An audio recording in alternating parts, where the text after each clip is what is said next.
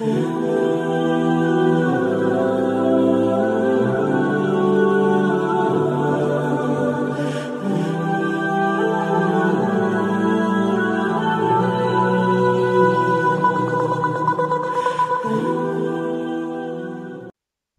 suro Rajeş'ten.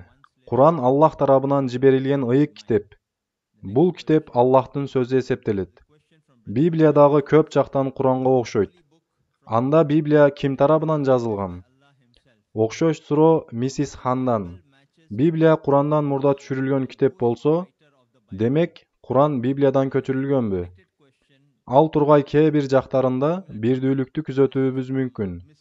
Сураныч, ушул пикирлерге айкындык киритип берсеңиз. Birinci suroодогу Kur'an Allah'tın sözü Bibliya köp жактан Kur'anга окшош жана Библияны ким жазган деген пикирге келсек, туура Kur'an Allah'tın sözü эсептелет. Жана Библиядагы Kur'anга окшош жактары Allah'тын айткандары. Бирок бул заманбап Библия баштан аяк Allah'тын sözü дегендик эмес. Биз Инжил Иса алейхиссаламга миссия тапшырмасы сыпатында аян кылып жиберилгендигине ишенебиз. Бирок Инжил маалым бир заман жана маалым бир коом үчүн жөнөтүлгөнү себептүү Аллах анын азыркыга чейин сакталып калуусун каалаган жок.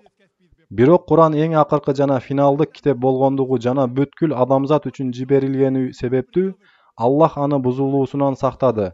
Жана Хижир сүрөсү 9-аятында ушинтип айтат. Чынында Kur'anды биз түшүрдүк, эми аны өзүбүз сактайбыз. Мына ушудан келип чыгып, Kur'анды айырмалоочу деп айтышат. Башкача айтканда акыйкатты жана жалганды айырмалап берет. Биз Библиядагы Kur'an менен окшош жайларын Allah'tın sözü экенин танбайбыз. Жана Библияны ким жазган деген сурооңузга мындайча жооп беребиз. Азыркы учурда христиан аалымдары ар бир китеп аркыл авторго деген пикирди билдиришет. Библия сөзү грекчеден библос, башкача айтканда китептер жыйындысы деген маанини түшүндүрөт. Бирок заманба Библияда менин жана бир канча аалымдардын пикирине караганда тексттер аралашып кеткен. Тексттер ичинде Аллахтын сөзү болуусу дагы мүмкүн болуп, бул асыл нускадагы Инжилден калган тексттер. Дагы өз ичине пайгамбарлардын сөздөрүн, тарыхчылардын сөздөрүн тилекке каршы этикеттин алкагында болбогон тексттерди дагы өз ичине алган. Чынында Библияны ким жазган? Масихи алымдар ой пикиринче бул китепти бир канча инсандар, мисалы Юханна жана Маттага окшогондор жазган. Ошонун негизинде Юханна Инжили, Матта Инжили, Лука Инжили деген китептер бар. Kur'anda bolso Injil İsa aleyhissalamdыкы экендиги айтылат.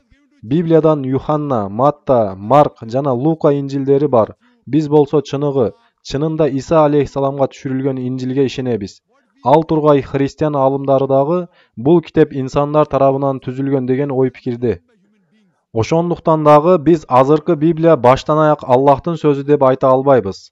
Карындашыбыздан берилген экинчи суроого башкача айтканда Библия Kur'anдан мурда түшүрүлгөн болсо, анда Kur'an Библиядан көчүрүлгөнбү деген суроосуна келсек, көпчүлүк ушинтип ойлошу мүмкүн.